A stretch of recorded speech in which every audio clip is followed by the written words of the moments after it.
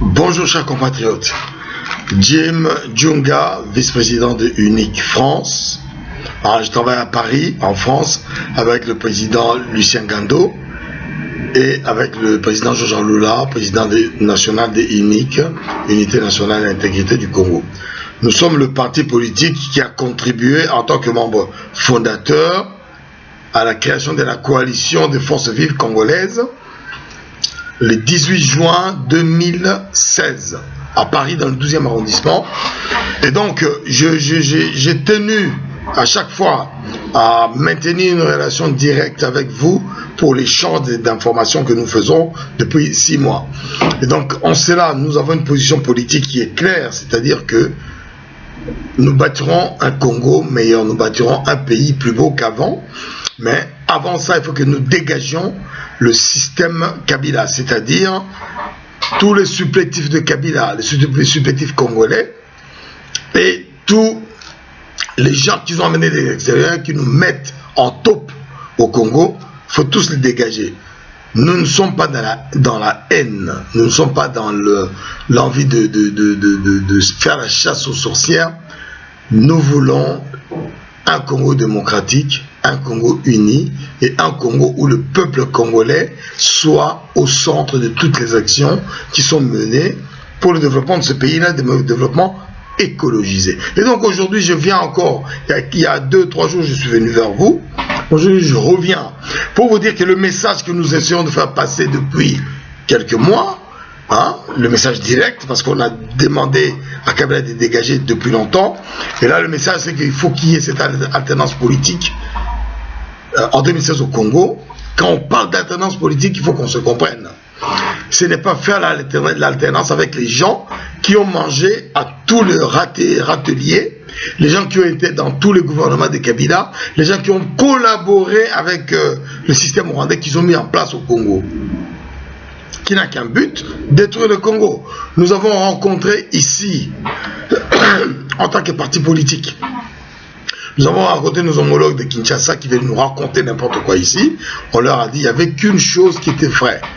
Lorsque vous suivez quelqu'un, il faut que vous sachiez de quoi il est fait intrinsèquement.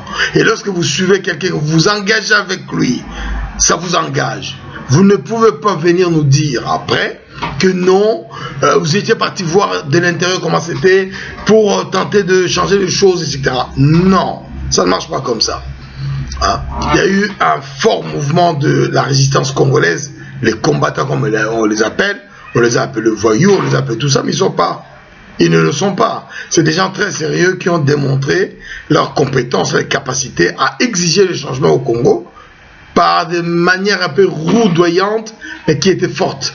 Donc, ce mélange-là, ce mix-là fait qu'aujourd'hui, il y a un message clair qui est passé. Il faut un changement demain au Congo. Et ce changement, c'est une alternance politique. Nous voulons mettre en place des solutions politiques au Congo. Il n'y a pas autre chose. Et dans ces solutions politiques, c'est le peuple congolais, le Congolais qui est au centre de toutes les actions. Si certains de nos partenaires au niveau mondial pensent qu'ils peuvent investir au Congo et qu'ils pensent qu'ils peuvent aller au Congo investir et avoir des investissements qui sont protégés légalement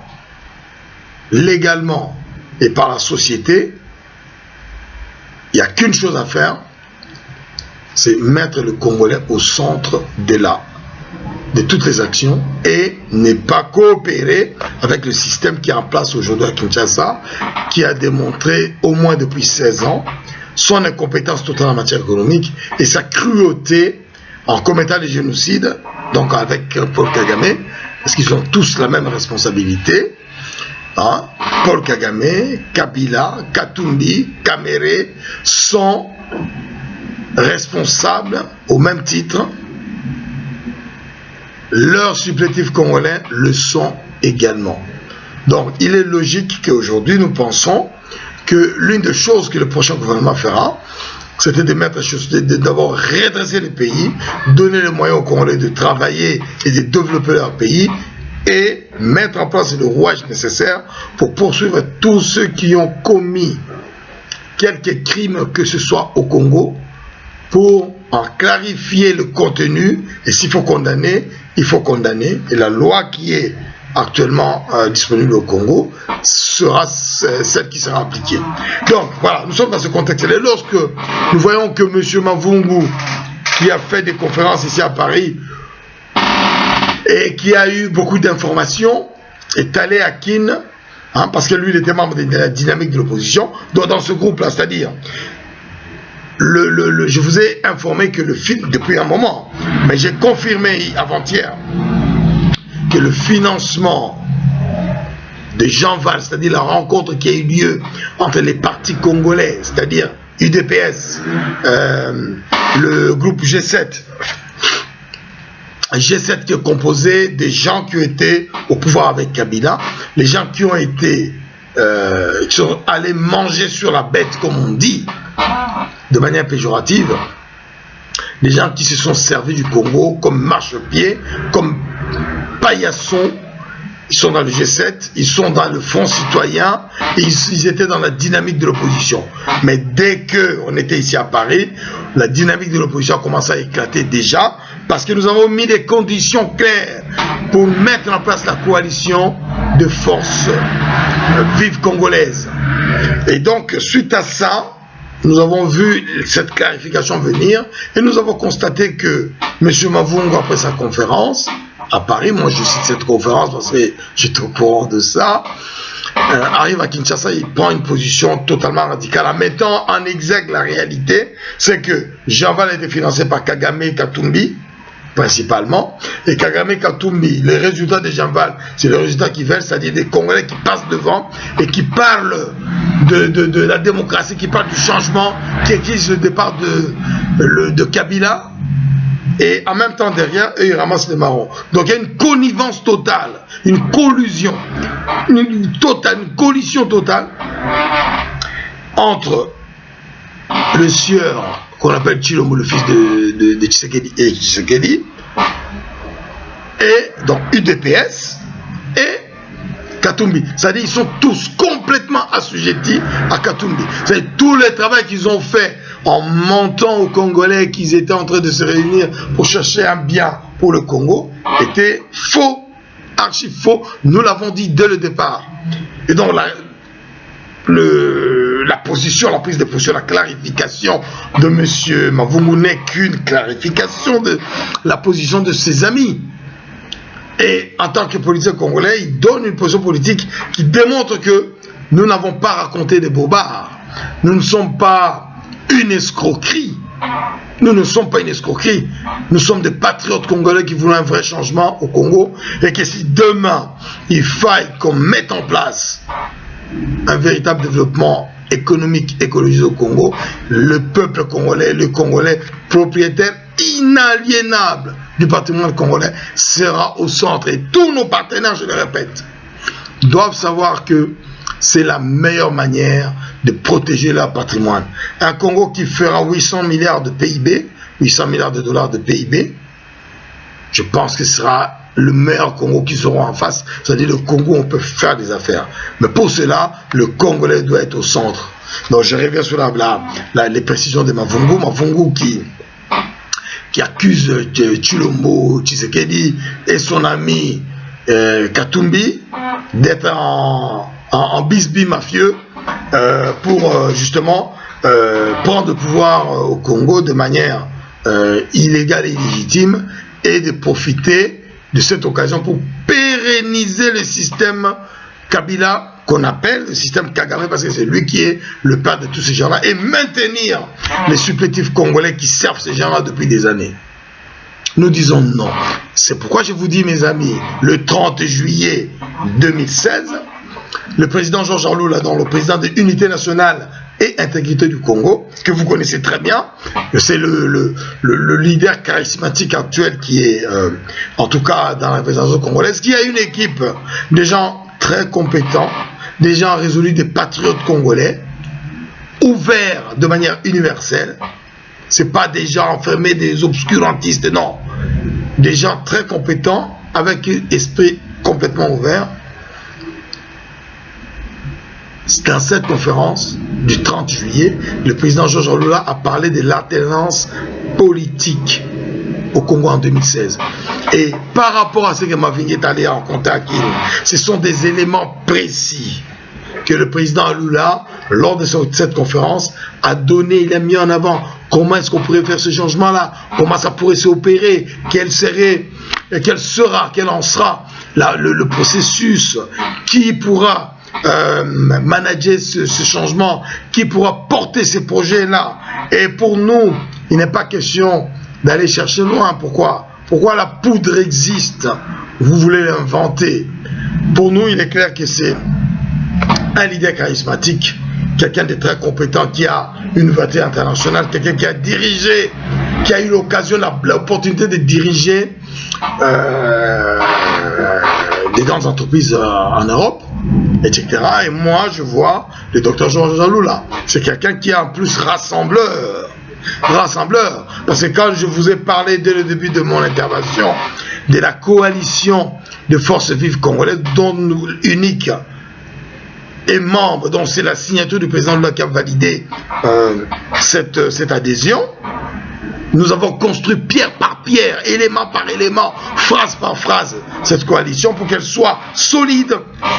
Elle n'est pas totalement solide comme on aurait voulu. On va continuer à la renforcer, comme l'ont fait nos amis, nos frères du Ghana, lorsque le président Rawlings disait qu'on a tellement verrouillé, blindé la constitution que ceux qui voudront venir la défalquer pour essayer de faire des magouilles derrière, il faudrait qu'ils s'élèvent tôt. Ça, c'est l'objectif que nous avons. Et en tout cas, c'est ce que nous ferons demain au Congo, si nous sommes aux affaires. Et donc là, ce que je voulais dire, c'est que le président Lula a fait une conférence qui a été claire, qui a donné beaucoup d'éléments. Hein. Le 23 juillet, c'était à Bruxelles. Le 30 juillet, c'était à Paris. Et cette conférence a donné les éléments nécessaires de la mise en place d'un changement dans l'alternance totale au Congo. Sans le G7, le Front citoyen, la dynamique de l'opposition. Toute cette bande de mangeurs à tous leurs ateliers, on n'en veut pas. Ils peuvent raconter leur discours. Quand vous voyez un garçon comme Kamitatou qui vient dire que rien ne peut se faire au Congo sans Katumbi, ben vous vous rendez compte? Vous vous rendez compte de cela? Après toutes ces années où nous avons tout fait, où on a accumulé de compétences, je ne veux pas être méchant, mais le garçon qui a volé l'argent du Congo, qui a assassiné des gens pour s'accaparer de leurs biens au Katanga et qui est allé cacher cet argent du Congo dans les paradis fiscaux, notamment au Panama, on veut nous présenter cet homme-là comme l'homme incontournable au Congo. Mais nom de Dieu, vous savez, le plus grand milliardaire africain, c'est M. Dangote. Il est nigérian. M. Dangote est un industriel qui travaille dans son domaine, dans son pays. Vous avez entendu M. Dangote s'occuper de la chose politique et comment, comme par hasard, pour maintenir le système Kabila, même tout le groupe UDPS, le rassemblement comme ils appellent ça, les gens de Jean-Val qui se sont fait financer par Katumbi sont tous allés faire allégeance. Katumbi n'a pas de parti politique. Ils ont fait allégeance à Katumbi. Ça vous montre où se trouve la magouille. Donc, Congolais, ceux qui vont téléméler comme Congo, mais nous on est debout. On est debout, nous sommes sur le front. Ce qui va arriver devra arriver, mais nous irons jusqu'au bout pour récupérer le Congo et le mettre en marche. C'est par le travail que nous allons développer ce pays-là. Congo et Kokiko Komandenge Bomoni Poto. Sans aucun problème. Mais par le travail, nous sommes capables. Nous n'avons pas compétence sur le peuple congolais, na Libanda, na Kati Yamboka. Tout ça capable, tout le monde Mboka, na Neti Moutumoko, pas. Et comme nous sommes dans les années 70, nous sommes dans la Belgique. C'est bizarre qu'on est en Belgique. Mais ok, justement aux Zongi. Alors que depuis, on vient en Belgique pour rester. Et ils ne veulent même plus de nous ici. Ingeta. Djunga Podiampolo Pene Djunga, vice-président de Unique France, dont nous soutenons le docteur Georges Lula dans ses actions pour la libération de notre pays, pour la récupération de notre pays. Nous sommes dans ce mouvement-là avec la coalition de forces vives congolaises dont nous sommes membres fondateurs. et que nous sommes la locomotive et nous allons entraîner tous nos amis vers cet objectif que nous nous sommes fixés ensemble. Et je vais juste ajouter une chose pour finir. Point n'est besoin de montrer plus d'incompétence. Ici, en France, en faisant des choses qui n'ont ni queue ni tête, alors que nous avons de gros incompétents qui nous le montrent tous les jours à Kinshasa, point n'est besoin de montrer qu'ici nous sommes plus incompétents que ces gens-là. En tout cas, le message est clair pour ceux qui font ces incompétences-là. Et moi, unique France, avec le président Ngando, nous continuons le combat. Nous allons continuer à vous informer, nous allons continuer à vous apporter tout ce qui est nécessaire pour que vous compreniez bien que tout ce qui se passe à Béni est inacceptable, c'est un génocide. Et qu'aujourd'hui, les gens qui essaient de se cacher derrière en disant Kabila n'est pas peut-être responsable, qui est responsable si lui n'est pas responsable? Qui est responsable? Hein? Qui est responsable? C'est Kabila, Kagame, Katumbi, Kamere. Ce sont les responsables de ce qui se passe à Béni. Hein? 7000 morts depuis 5 ans. C'est énorme. Aucun pays au monde ne peut supporter ça. Il y a eu 84 000 morts. Il y a eu 84 morts lors de l'attaque terroriste à Paris. Ici, ça a levé tout le monde. Le président s'est levé. Il y a eu des réunions terribles, fantastiques si on veut, pour renforcer toutes les sécurités partout. Alors qu'au Congo, on tue les gens tous les jours.